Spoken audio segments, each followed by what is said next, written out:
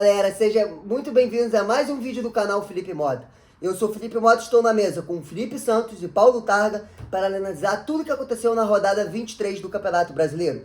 Hoje vamos gravar antes do último jogo da rodada, entre Internacional e Remo, que acontece na segunda-feira. Então esse é o único confronto que não vai entrar na nossa análise. Vamos falar dos principais jogos, das atuações, dos resultados, de tudo que chamou nossa atenção nessa rodada. Antes de começar, deixa o like, se inscreva no canal e ativa o sininho. Felipe, eu queria que você falasse um pouquinho do resumo da rodada pra gente. Foi uma rodada muito legal, né? Tem como aquilo que eu gosto muito, que são números de gols. A gente tem algo muito interessante. Então, dos 9 jogos que a gente vai analisar, a gente teve 3 vitórias de mandante, 3 derrotas, ou seja, 3 vitórias de visitante e 3 empates. Além disso, a gente já tem 31 gols na rodada. Então, se o jogo de hoje for 0-0, a gente já tem uma média superior de 3 gols por partida, o que é uma média muito interessante, que a gente está vindo de 2 jogos, alguma coisa, então já aumentou um pouco. Puxado por 2 jogos, principalmente de placares bailarinos, né? O 5-1 do Flamengo no Mirassol e o 3-3 do Bahia e Chapecoense, que é um jogo completamente louco. E a gente tem coisas interessantes e coisas muito preocupantes nessa rodada, né?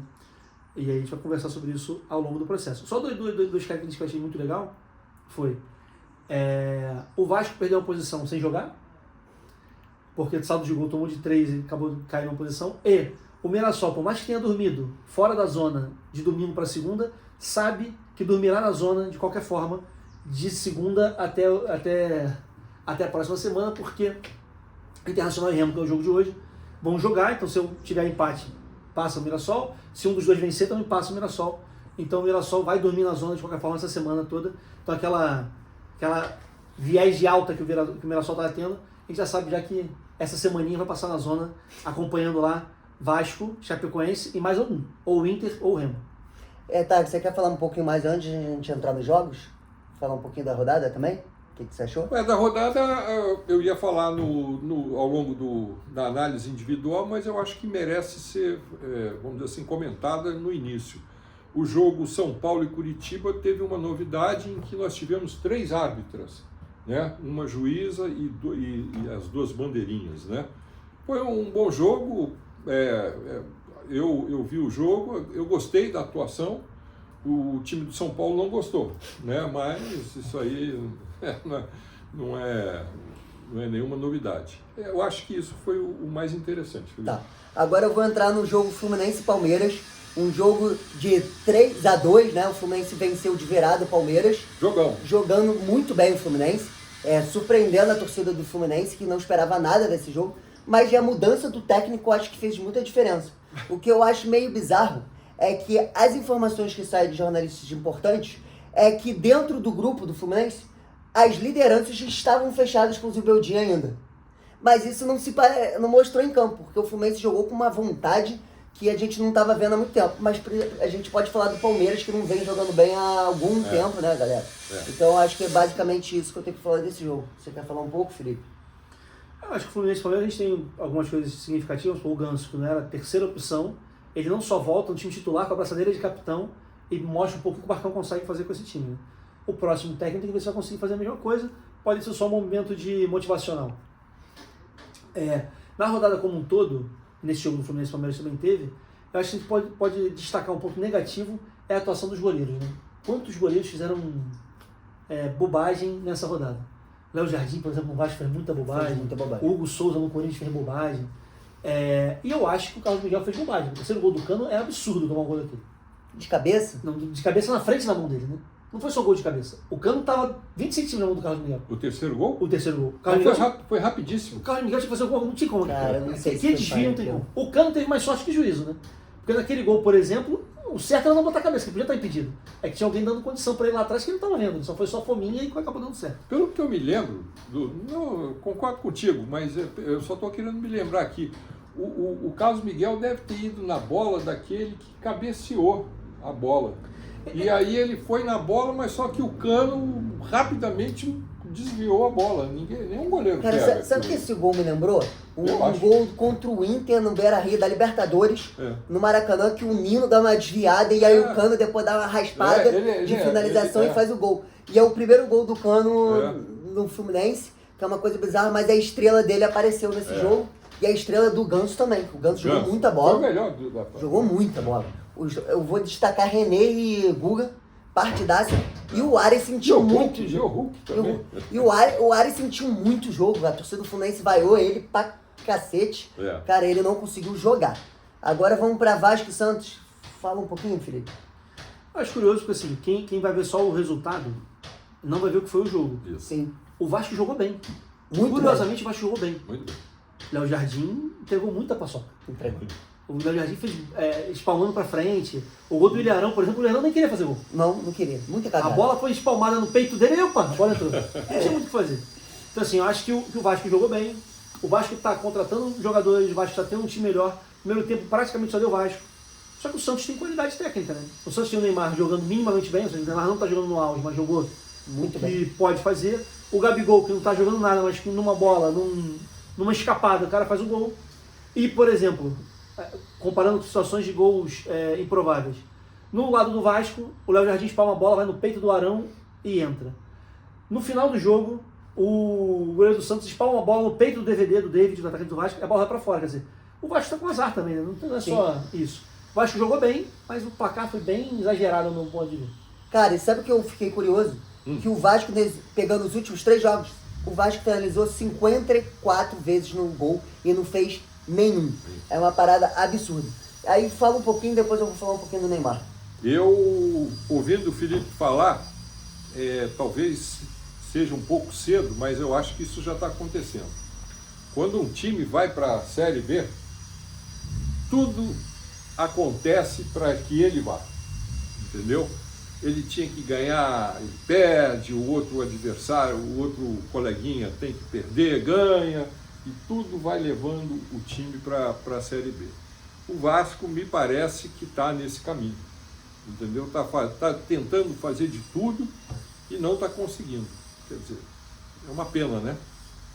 Eu queria falar um pouquinho do Santos do Neymar. Sim. O Santos tem aproveitamento de 4º colocado quando o Neymar está em campo. É uma coisa que eu não esperava, tá? E com o Neymar em campo, o Santos disputou 10 partidas no Brasileirão, com 5 vitórias, além de outros resultados que eu coloco o Peixe como um aproveitamento superior ao Fluminense, que é 4º colocado no Campeonato Brasileiro. E o desempenho do Santos junto com o Neymar em campo mostra o impacto que o Neymar faz nesse time do Santos, que eu acho absurdo. Assim. Então o Neymar tem que jogar. Sim. Foi a primeira vitória, por exemplo, do Santos fora de casa. Sim. Foi o primeiro jogo do Neymar fora de casa no Campeonato Brasileiro. Então, assim, ele é diferente, eu carrego o time nas costas e quando a gente vai jogando, o Santos tem chance de se afastar um pouco dessa situação lá de baixo. Né? Vou passar para você falar de Vitória e Botafogo um pouco, tarde. Vitória e Botafogo tentou, né? Mas não conseguiu. A gente veio com aquele técnico horroroso. O técnico já devia ter sido mandado embora, né? Se botasse o Belão, ia perder. Se perdesse, ia perder da mesma maneira como perdeu. Quer dizer, o que a diretoria está esperando para mandar ele embora? Ele já está demitido, né? Só fica lá fazendo sei lá o quê, né? É o último resquício do texto. Botafogo tá mal, vai jogar agora contra a Sul-Americana, né? O Sinceriano. Tem que ganhar de 5, só um detalhe, a gente vai ainda falar sobre isso. Mas o Botafogo está muito mal, me lembra o que você acabou de falar em relação aos jogadores apoiarem o Zubeldia. Eu não acredito nisso. Eu acho que os jogadores eles não vão de maneira nenhuma dizer que não estão de acordo. Mas o que a gente vê, o que acontece, né? E principalmente essa mudança da água para o vinho. O Fluminense era um time horroroso, a gente tinha falado aqui que o que estava acontecendo com o Hulk, com o Ganso, com o Cano, com o Savarino, com a Costa, né? Não entendia, mas talvez lá nas entrelinhas alguma coisa a gente consegue explicar com a saída do Zubeldia. O Botafogo a mesma coisa. Nada o jogador, nada se fala do técnico, nada se fala, parece que o técnico tá está bem e tudo, mas não está. Quer dizer, então basta mudar o técnico que aparece um time novo. Você acha que com o técnico vai mudar o jeito de jogar do Botafogo? Eu acho que o Botafogo tem bons jogadores, né? Agora, alguma coisa está acontecendo lá. Eu queria saber um pouco sobre você, sobre o Danilo. O que você está achando do Danilo nessa volta? Danilo, depois que veio da Copa, eu acho que ele ficou um pouco de bico por não ter ido para algum time que ele gostaria de ir, né? Então, um problema dele e do Botafogo também, né? Porque está lá com um jogador burocrático. Ou insatisfeito, né? É a palavra certa. Insatisfeito. Felipe, quer falar um pouco desse jogo? Acho que foi um jogo que nenhum dos dois queriam jogar. Né? A gente tem um recorte, não sei se vocês viram, que o jogo ele se representa em 3 minutos. O Botafogo fez um contra-ataque, era 3 contra 2. Matheus Martins entrando pela direita, e por ele ter tocado a bola, ele quis cortar, a defesa chegou e ele cai e se joga de forma patética no chão. Desse momento, passam-se acho que 2 minutos e 30, e tem um pênalti, para mim também questionável, do Vitória, que foi quando saiu o gol do Vitória. E o jogo acabou nesses 3 minutos. O Botafogo não conseguindo, preferindo se jogar, tentar jogar, né? O Matheus Martins podia ter chutado, podia ter tocado, podia ter feito um drible, não. Quis um pênalti maroto, e o Vitória só fez um gol através do pênalti também, que o Botafogo do Jair Ventura vai fazer isso. Um outro ponto a destacar, dessa rodada como um todo, mas das coisas que vão acontecendo, é que o Arthur Cabral foi expulso, né? No final do jogo. Por que ele foi expulso? Porque ele falou com a mão na boca. Sim. Então a nova regra do futebol, que é uma coisa meio... E como que o juiz anunciou a expulsão dele? Com a mão na boca. Eu acho aquilo incrível. O juiz está anunciando com a mão na boca. Não pode ter a mão na boca, o juiz anuncia com a mão na boca. É muita coisa que a gente vai ter que aprender. Esse esporte que a gente gosta de estar sendo modificado, a gente não sabe como é que onde vai parar. Mas hoje é um novo esporte, é um novo futebol. Então Arthur Cabral foi o primeiro expulso por essa medida de falar com a mão na boca. E o juiz anuncia a expulsão dele com a mão na boca, que é muito legal. Eu ia falar disso, estava na minha pauta, que eu ia falar que a lei Vinícius Júnior foi aplicada pela primeira vez com o próprio Arthur Cabral, como o Felipe adiantou aqui. Então agora a gente vai para Mirassol e Flamengo. Quero que você fale desse jogo, Felipe.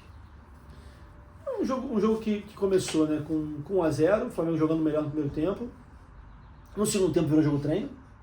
O Flamengo ainda poupou aí uns 3, 4 jogadores ali porque podia poupar. Mas a elogiar o gramado do estádio, o campo bom, o jogo flui muito bem. E o Flamengo dava a entender que ia ganhar a qualquer momento. Ganhou com 1-0 no primeiro tempo, né, com o Carrascal. Depois no segundo tempo a sacolada foi aumentando. E foi entrando, sai Paquetá, entra Arrascaeta, né? Entra Lino que estava no banco, entra uma galera que estava no banco aí para poder jogar. E o Flamengo faz o que ele se espera, que é ganhar no time mais fraco. O que dá, que eu recebi uma mensagem de um dos participantes ontem de noite, falou assim, se o campeonato precisa ter alguma emoção, que o jogo atrasado é contra o Mirassol no Maracanã, hoje é melhor entregar logo o campeonato que acabou. Eu não penso dessa forma. A pessoa em questão estava um pouco mais emocionada ontem à noite, mandar uma mensagem assim, tá 5-0, ele tá 5-1, eu tô vendo o jogo, você não tá vendo o jogo.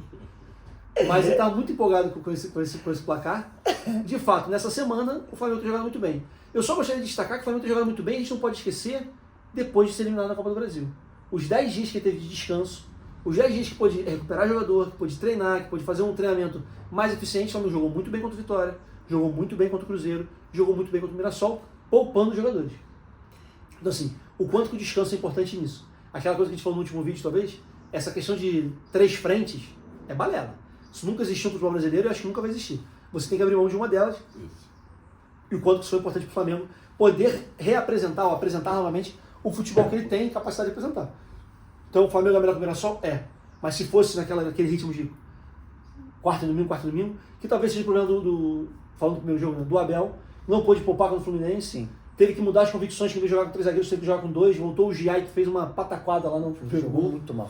Então assim, existem coisas acontecendo no Palmeiras e no Flamengo que são diferentes. O Flamengo descansado consegue render melhor. E o Palmeiras, sem conseguir descansar, está se definhando ali no trabalho.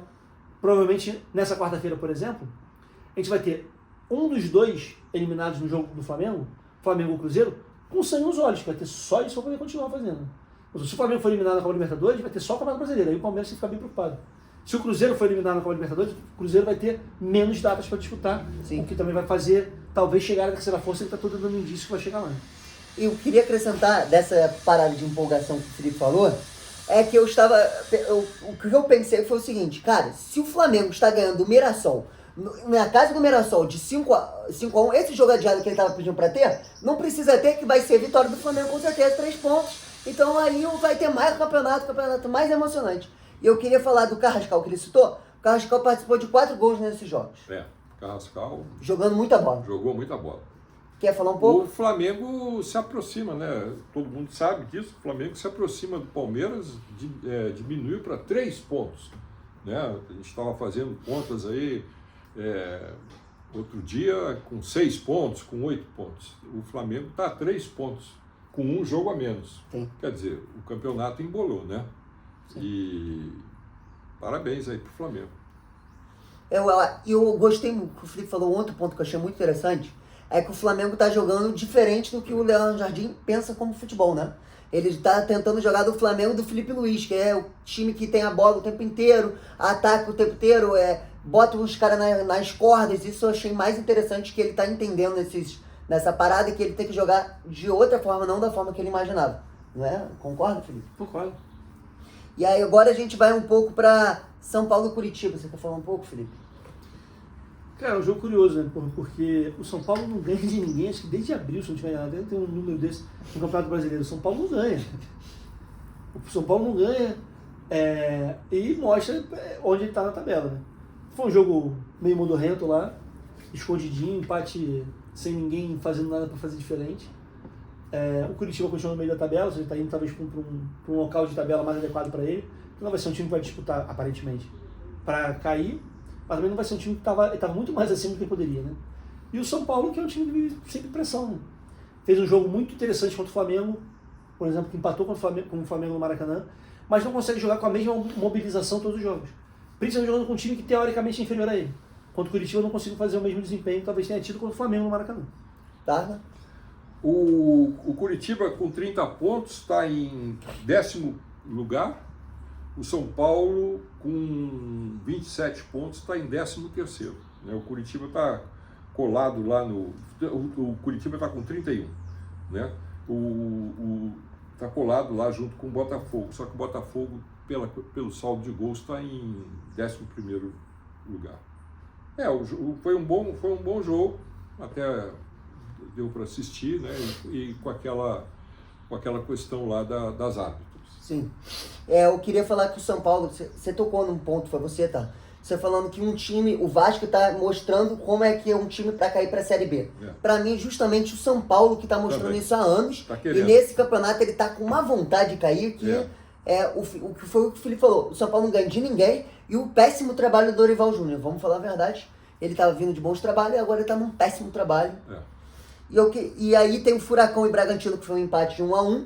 Isso ajudou muito vários times do Campeonato Brasileiro, porque muito time achou que o Furacão podia disparar, o Furacão empatou em casa, por 1-1, com um gol do Viveiros, eu acho, e aí isso ajudou o Fluminense, o Cruzeiro, e aí eu vou pro ponto do Cruzeiro, porque o Cruzeiro venceu o Corinthians fora de casa, com um time misto, e tá mais perto do Furacão e do Fluminense na disputa pelo G4. Isso. Quer falar alguma coisa mais desse jogo? Eu quero falar que o Cruzeiro tinha que ficar preocupado agora com você elogiando, né? Porque todo mundo que você elenca como terceira força, degringola, vai para baixo. Você falando nos vídeos anteriores que o Furacão estava em terceira força. O Furacão empatou em casa contra o Red Bull. É demais. Você está secando a pimenteira dessa terceira força. Que inclusive secou do próprio Fluminense, né? Que eu não sei por que você faz isso. Por que você faz isso? O Fluminense está tão bem, foi reclamado do jogo adiado, começou a degringolar. Você está secando muito a pimenteira do time. Esse Furacão recebeu teu elogio e ficou preocupado. Cruzeiro agora que abre o olho, quarta-feira não vai acontecer uma catástrofe pro Cruzeiro, esse rapaz fazendo isso com vocês. Eu acho que esse negócio dele falar que não precisa do jogo do Flamengo contra o Mirassol, ele tá secando o Mengão. Temerário, fica assustadíssimo com isso. Então, mas o Furacão estava todo embalado, você mesmo falou que estava jogando bem, mas coisas que acontecem no futebol. O Bragantino quis aprontar das suas, e o Bragantino fazendo o que o Bragantino tem feito nesse campeonato, né? Que é não ganhar nem perder. Ele joga para atrapalhar os outros.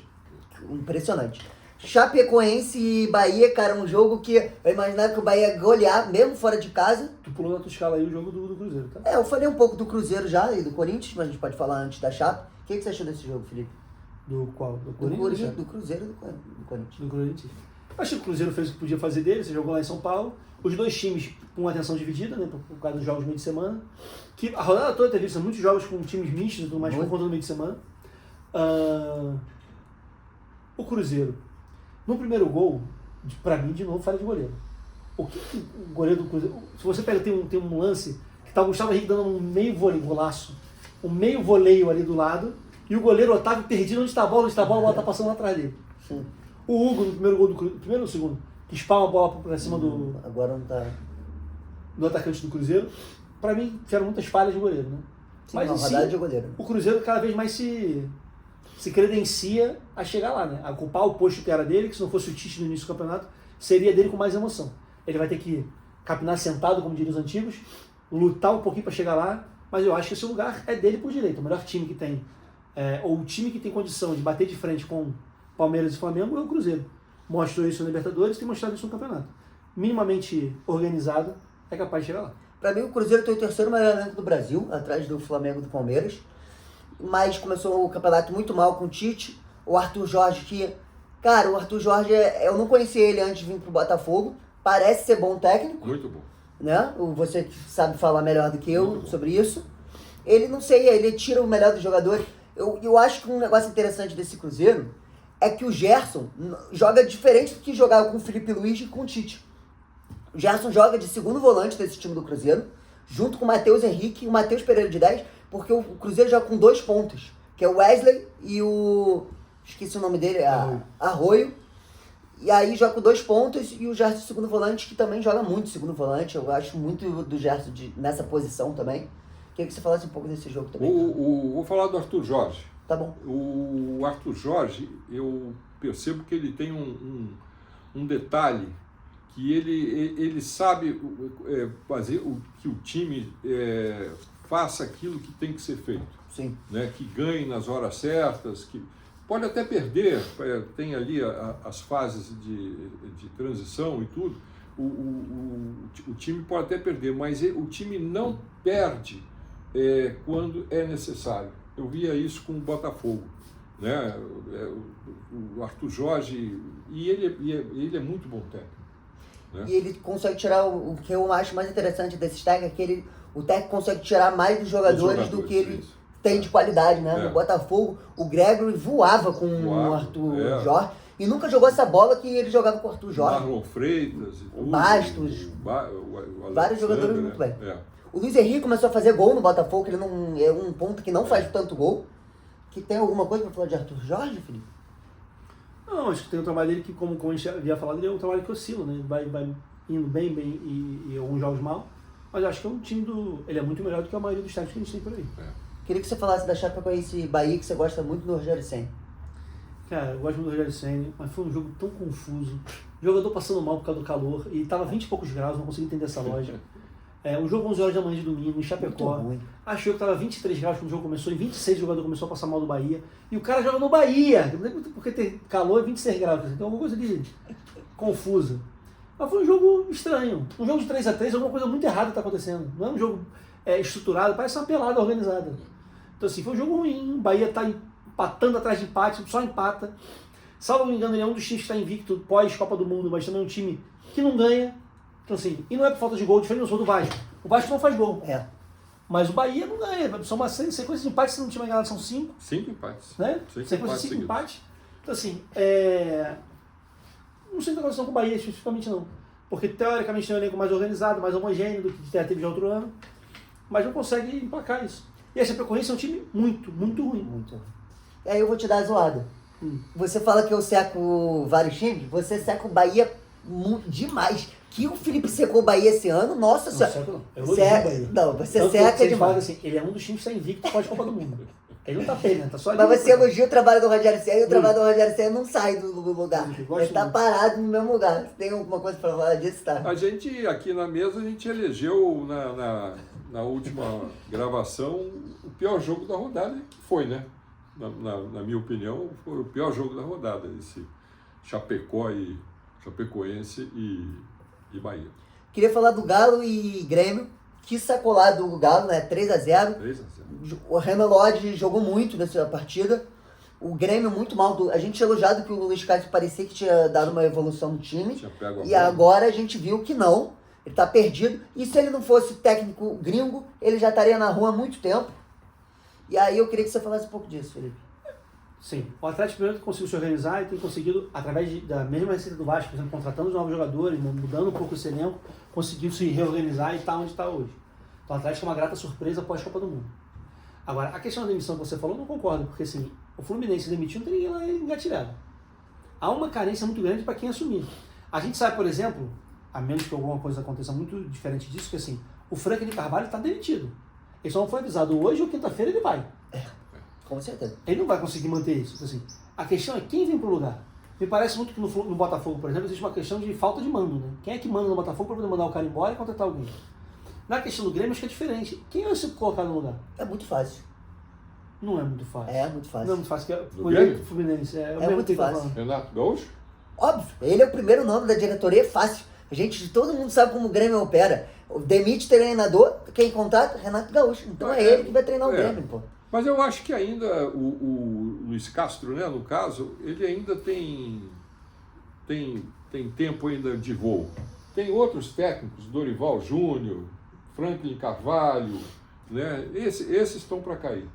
Né? Então acho que é uma fila, tem que esperar o lugar na fila. Então o Luiz Carlos vai ter que esperar com esse trabalho horroroso desde o início do ano? Não, o Grêmio está conseguindo ali, de repente ganha de um time, aí vai, depois perde, né? A torcida está começando a não gostar do Luiz Castro. Sim. Mas ainda eu acho que tem um tempo de voo. Antes de entrar no pior jogo da rodada, eu tenho que falar da arbitragem. Desculpa. Que vergonha que o Daronco fez. Pô, foi muito pênalti naquele lance do Giai. Não quer falar um pouco desse lance, tá? Eu quero falar do Daronco. O Daronco já há alguns jogos, alguma coisa está acontecendo com ele. Ou ele está sem preparo físico, ou alguma coisa, ou mudou o personal trainer dele, entendeu? Porque o Daronco está irreconhecível. Está irreconhecível. Então, acho que a CBF deve estar de olho nisso. Será que tá mesmo? Não, eu acredito no comitê, na comissão de arbitragem, né? Mas a cabeça dos juízes são diferentes, né? Então, mas o Daronco realmente tem feito muita coisa errada. Sim. Né? Ele se cansa, ele para o jogo. Ele não consegue, ele não acompanha. Né? A gente percebe que aquelas paradas é para ele descansar. Né? Tá ficando uma coisa feia. Sim. Felipe, quer falar um pouco? Não, acho que o Tarja já falou já, o Daronco de fato ele picota o jogo propositalmente. Ele vai dando faltinha para poder ele acompanhar o jogo de uma forma mais próxima. O que está acontecendo hoje é que está tendo muita discrepância com relação às arbitragens. Né? O Wilton, por exemplo, quando ele voltou da Copa do Mundo, ele voltou bem. Até medo de falar isso, porque pode ser passar por baixo. Mas ele voltou bem. Voltou bem mesmo. E assim, o Daronco não consegue. O Daronco, assim, não consegue por causa de físico. E essas novas regras todas que vão acontecer, vão ter que passar por um processo de ajuste ainda. Né? Que eu tenho quase convicção que o brasileiro vai conseguir dar uma avacalhada nessas regras. Mas a tendência é que isso melhore de alguma forma. O esporte está mudando. O futebol não é mais como a gente conhecia outra hora. Mas acho que está mudando para melhor de alguma forma. Agora vamos pro pior jogo da rodada, tá? Falei. O pior jogo da rodada, desculpe, eu já tinha me antecipado, né? Me empolguei, eu acho que é Chapecoense, foi Chapecoense e Bahia. Felipe? Eu gosto muito do jogo que tem 6 gols. Eu acho que é divertido. Foi ruim, mas é divertido. Eu acho que o pior jogo da rodada vai ser, na minha opinião, Botafogo e Vitória. Foi um jogo triste. Cara, Botafogo e Vitória é ótimo. Eu vou pra fazer diferente de São Paulo e Curitiba. E o melhor jogo da rodada, Felipe? O jogo da rodada foi o 5-1, né? Foi uma goleada que teve, uma goleada no campeonato. Não tem muito como ser diferente. Isso é emoção. Muita emoção. Tá? O melhor jogo da rodada foi, sem dúvida, Fluminense e Palmeiras. Por tudo que aconteceu. Os dois jogos são excelentes. Mas aí eu vou botar um outro jogo que eu gostei muito. Vasco e Santos. Achei um jogo divertido e bom de assistir. Então a gente está encerrando o programa de hoje. Essa foi a nossa análise da rodada 23 do Campeonato Brasileiro. Lembrando que gravamos sem o jogo do Inter e do Remo. Então esse foi o único jogo que ficou fora do programa. Agora queremos saber a opinião de vocês. Quem mais chamou atenção nessa rodada? Qual time jogou mais? E qual foi a maior decepção? Deixa aqui nos comentários. Ative o sininho e compartilhe nos grupos de WhatsApp. Até a próxima, galera. Tchau.